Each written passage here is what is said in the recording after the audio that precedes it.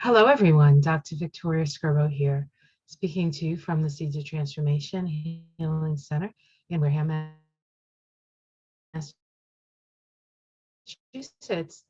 Today, we're going to be doing the Tarot-Scope 2023. This will encompass the January Tarot-Scopes. Yes, I know what time it is. And then it'll also go for the whole year. And the first thing I want to do, we're going to be working with the sign of Aquarius. And I just want to make a couple of comments about Aquarius. Aquarius is a sign, it's an air sign, first of all. It's a fixed air sign. And we have had Saturn in Aquarius now for almost 2.5 years. Saturn will move out of Aquarius this March. Actually, it happens March 3rd, I think. Yes, no, March 7th. March 7th, Saturn moves out of Aquarius and moves into Pisces, where it stays for about 3 years. So for you, Aquarius, that would be your second house. So Saturn moving through your second house deals with, at first, it may feel like there's a lack of resources when Saturn moves into that second house. Saturn is the tester, and we are tested as far as what we value, what's important to us, and the like. Saturn and Pisces is an interesting combination because Saturn is the planet of structure and Pisces is the sign of dissolution. It's also the sign of ideals and idealism. And so it's an energy that I feel manifests, works on what is to be manifested once Saturn goes into Aries, which will be the next sign. And at that time, it's going to be conjunct Neptune in Aries. So it's going to be, we're sort of, all of us are sort of setting the stage for the next sort of cycle of Saturn in Aries. It requires us to let go on some level, and it also requires us to imagine and focus on the world that we want to see, while letting go of things that no longer serve our evolution.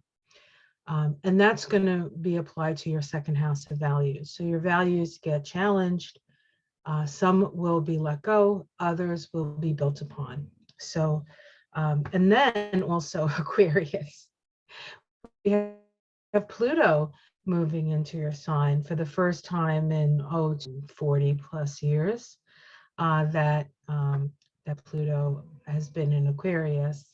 And so as Pluto moves into Aquarius, and that's occurring on the 23rd of March, it's going to be there for about 2 months, maybe a little bit longer than that. And during that period, you're going to start to feel, as soon as a planet, especially these longer time-spanning planets, the ones that are outside of the orbit of Saturn, when they move into a sign, the whole sign gets activated. So all your Aquariuses will be getting activated. So you have Saturn in Pisces asking you to review what's important to you, and then you have Pluto, the planet of power, starting to shake up your planets. So anybody who has anything in Aquarius is going to feel it. And then, of course, we're all going to feel it. And Pluto in Aquarius, Pluto is the planet of power. It's a planet of transformation, death, and rebirth. Aquarius is humanitarianism. It's a collective sign. It's about equality. It's also about technology. So, and there's always, Pluto always will show the dark side, I think, first, so that we can work in the direction of the light side. So it's just something to consider. So I'd like to start, I'm going to do a tarot reading, but before that, I'm going to pull some Illuminated Earth Oracle cards just to get a vibe on the year for you, Aquarius. So let's take a look.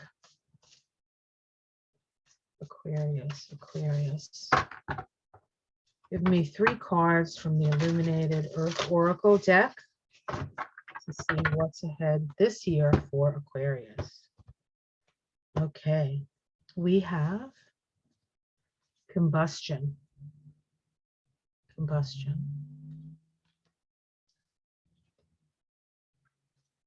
transient,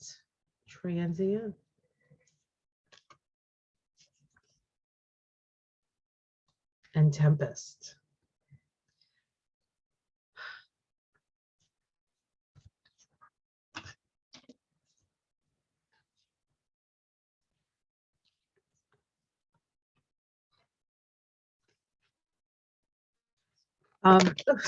Sorry. Looks familiar, right? Tempest. This is my painting for Aquarius. Aquarius is a sign ruled by Uranus. Remember, Uranus is in Taurus right now, and so we're all getting our foundations shook with this, including earth changes with that. So this is about energy. Combustion is about things rubbing up against each other. So, and then lighting up, right? Lighting up. So there's a sense of spirit, perhaps. Maybe this is anger. Maybe this is anger at the situations that we find ourselves in the world. And so there's this almost spontaneous eruption of energy, which can come up as anger, but fire is creative and fire is connected to spirit. So if you can focus your anger, or you can focus this very potent spiritual energy, you can actually get a lot done, right? I mean, we can cook food because we have fire. And let me tell you, it's probably a lot more tasty to eat like a piece of venison that's been cooked as opposed to a piece of venison that's raw, right? So our ancestors, when they found fire, and fire, of course, is spirit. So we're being asked as Aquarius to connect with the fire within, the spirit within, the creative force within this year. And we have transient here. Transient is about phases. It's about, there are times when things are growing. There are times when things are falling away. There are times when things are beginning. There are times when things are coming to fruition. This card indicates that not everybody is going to be on the same level or at the same place in their life. And so what this card, I think, insinuates to us is to figure out where are you in the cycle of things? Are you at the beginning of something? Are you at the point where you are taking action to build something? Are you at the point where something is being shown to you, something is harvested, and you need to take into consideration what is being shown to you? Is it time to throw away those things that no longer serve you and move into a new direction of the future? Everybody's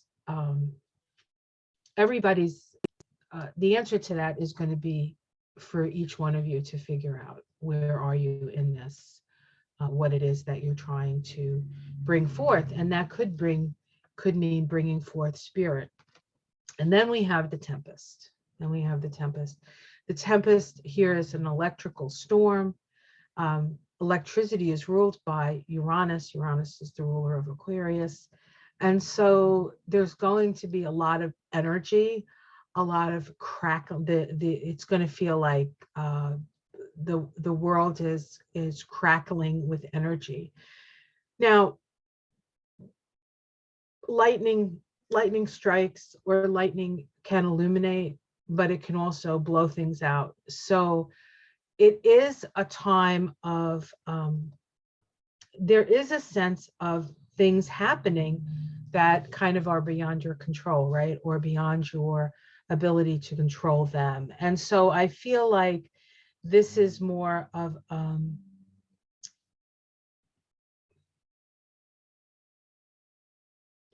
you're being asked to go with the changes that are happening around you and to you that you may not have control over. and move with the flow of those things. So there's a certain amount of acceptance that has to go with these cards, I think, but also the lightning illuminates as well. And so brilliant ideas are coming your way from spirit. All right, that's what I see there. All right, very interesting. So let's pick a deck. I think I will utilize this deck. This is the Handl deck. Handl deck. And we're going to do it for the year. So let's see what shows up in these cards for you, Aquarius.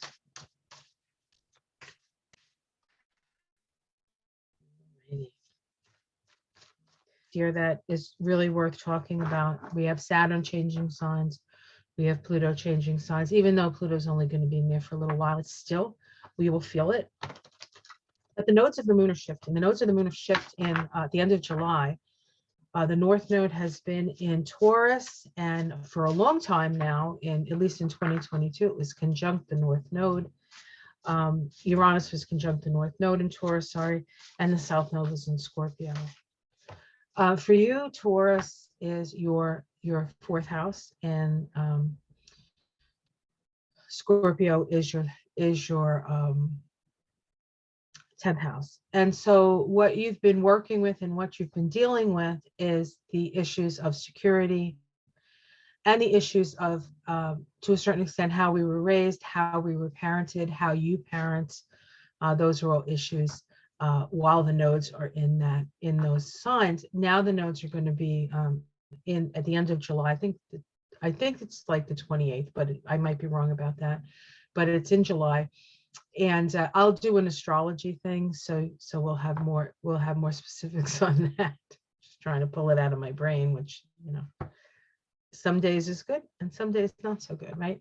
The North Node is going to be moving into Aries, and the South Node is going to be moving into Libra, and so it's going to be moving in the direction of something pioneering, something new. It's a sort of a new cycle here with the Aries energy. So, and then letting go of contracts, relationships,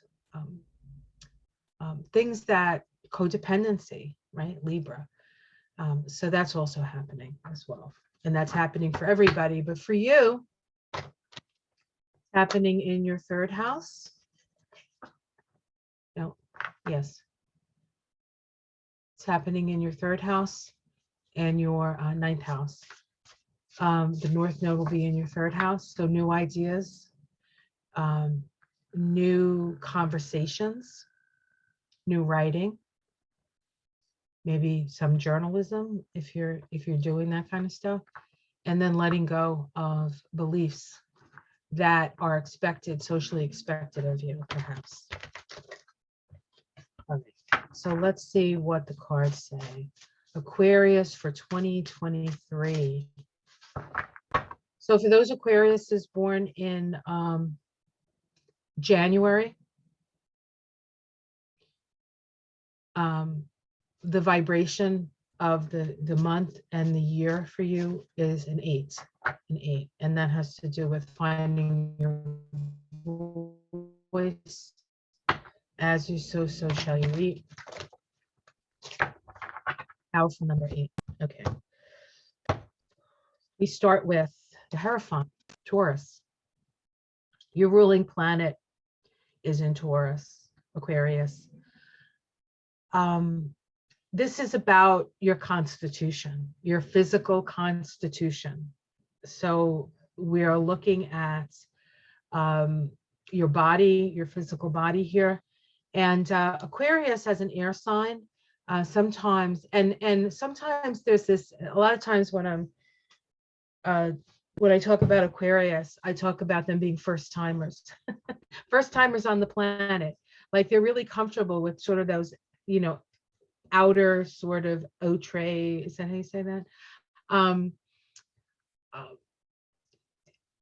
They're actually, most Aquarius, I feel, come from just from a different planet on some level. So The body isn't always the thing that Aquarius is comfortable in. In fact, very often Aquariuses don't feel comfortable in their body. I'm thinking of one of the most famous Aquariuses,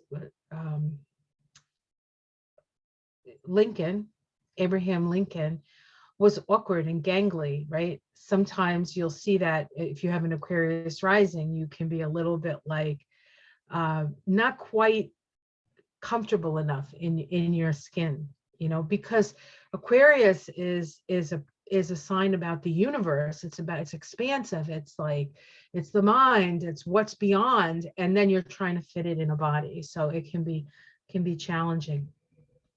The other thing, this particular deck of cards has a rune on it. That's Rado. Rado is about the journey. So this is the journey of incarnation for you guys. The Hierophant is also an energy of listening to the still small voice within. And so this is about listening to what is being said, and what's being said is being said by your higher vibrational self. And so we need to stay open to that. What is the challenge around that? We have the Four of Cups. It's called Mixed Happiness in this deck. The Four of Cups deals with just not feeling satisfied, not feeling emotionally satisfied with the status quo as it was. No matter how well healed you are or how well your life seems to be working, there's always this sort of feeling of divine discontent with this card. Now, with Saturn moving through your second house in Pisces, that can bring up that, right? Like, I have all this, and why am I not happy? And why can't I? You know, what it should feel better than this, right? So that's a challenge. Let's see what's at the root of all of this. The Strength card. This is the 8 card, honey. This is the 8 card. Remember I said you're going to be in, if you're a Aquarius born in January, you're going to be in an 8 vibration. If you're an Aquarius born in February, you're going to be a 9 vibration, right? That's like the sort of the overlay of the month and the year for you. So for those of you in the 8 vibration, for the January Aquariuses, and that would be towards the end of January, right? This is about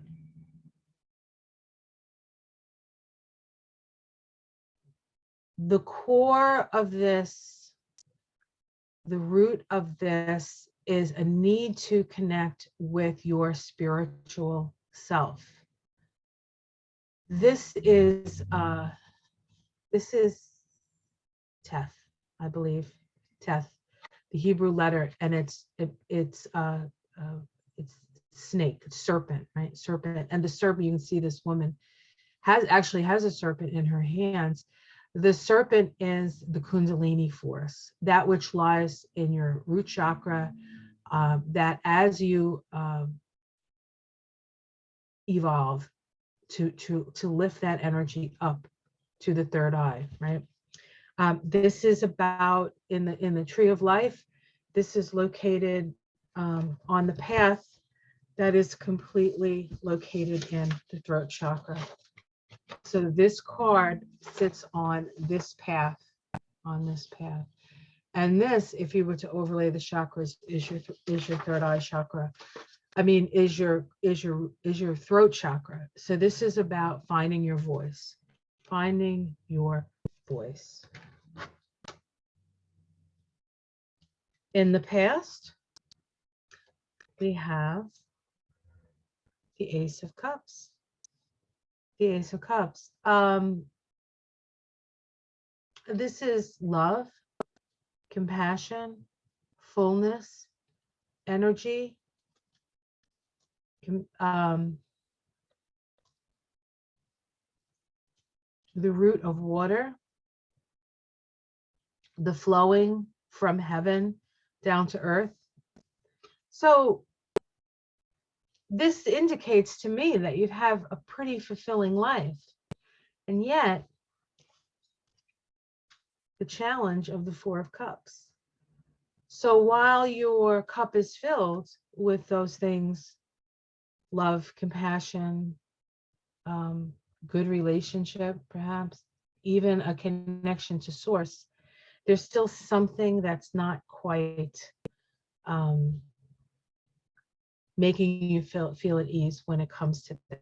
It's very possible that you had a recent peak experience in the past, and now you have to bring that peak experience into the real world, and it loses something in that, right? It loses something in that, and sometimes we can lose the feeling of that, and we want to feel that again.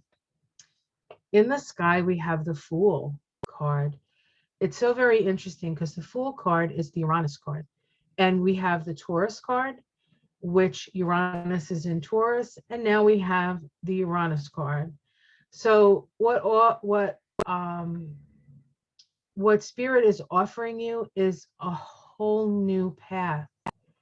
This is about taking a whole new path. We have here Aleph, which is air. It's air. It's the breath of spirit. We have Wunjo here, which is joy, and the Fool is stepping onto a new path that you haven't been before. So Spirit is saying you can go in a whole new different direction that you haven't been in before this year. So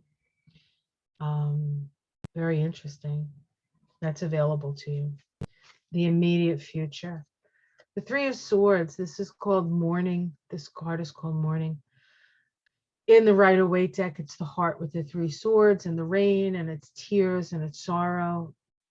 This card can be very difficult card. Now, in this Celtic cross, this is your immediate future, usually 6 weeks out.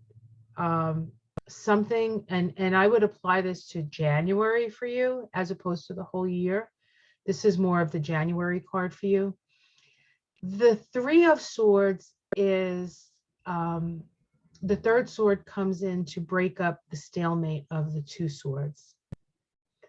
And sometimes it can feel like a painful thing because it's something that you may not want to let go of, that you are something beyond your control is forcing you to look at it, to let it go, and to move on. But 3 as a number is a very creative vibration. So this while it can be painful, and it is swords, and swords is air, and you're an air sign, so your ideas are very precious to you. You're not so much your opinions, but your knowledge is very important to you, and what you can bring forth through that knowledge. And sometimes with Aquarius, you can have very fixed ideas, and this indicates that you might have to let go of some of those fixed ideas. Okay. It's also located on the Tree of Life in the Sephiroth Bina. Bina is the place of Saturn. Now, Saturn is in Aquarius for still in Aquarius until what did I say, the 6th? Well, anyway, whatever I said, of March. So we still have Saturn in the latter degrees of Aquarius. So if you happen to be one of these February Aquariuses, you're wrapping things up with Saturn there. And of course, the Aquarius is born in February or in a 9 vibration, which is about endings. So something will end for you, probably during the period that Saturn is still in Aquarius. And then once it moves into Pisces, I think the energy shifts. How it's seen from the outside, you're vigilant. The 9 of Wands, power, they call this power. This is the power of belief. This is the power of standing on your principles. People see you as a vigilant, a warrior in a way. Okay. Your domestic situation. 10 of Swords, oppression. This is probably what you're going to have to let go of, something in your domestic situation, something that you see every day in your life. You're being asked, and the question being, is this oppressive or is this freeing? It is a 10, so it's the end. So there's, again, it's swords again. So it's letting go of, oh no, it's not swords, it's wands, right? It's wands. Excuse me. Letting go of old beliefs. Letting go of old beliefs. It's sort of in the, with Saturn and Pisces there. Saturn is, I believe. Maybe beliefs about your own value, second house, right? How you value yourself. So it's very important that you give yourself the credit that is due, that you can appreciate yourself. And in that, you can let go of what maybe other people expect you to be, or any sort of oppressive situation. So if you find yourself, if you find your domestic situation to be oppressive, now for some people that's a family thing, right? For other things, it's a career thing. Where do you spend most of your time? That is your situation. That is your domestic situation. Remember, Spirit says there's a new path available to you if you want to take it. Let's see the outcome. I love these cards. Star. Oh, wait a minute. That's the Aquarius. So we have the Taurus card. Taurus is in your ruling sign of Uranus is in Taurus. We have the Uranus card in the sky, and now we have the Aquarius card as the end, as the outcome. So this is saying that, first of all, the star card is a meditative card. And so meditation will be very helpful. It can be a walking meditation. It can you're in a situation and you evaluate the situation in a way that you can find some sort of balance, the good and the bad, so to speak. But this is your card, and this is about finding your guiding star. So there is this sense, I think, with Aquarius of you finding that which inspires you and that which you want to move towards. It is a time of endings and new beginnings for you. And of course, with Pluto in Aquarius, as soon as Pluto moves in, I think it's going to become very, very obvious to you what needs to go and what needs to stay. It's going to move back into Capricorn. So you'll have maybe an awareness of it, but you probably won't get down to doing the Pluto stuff until 2024, when it goes into back into Aquarius for a little while, goes back out. And then in 2025, it stays in Aquarius for 20 years. So get ready.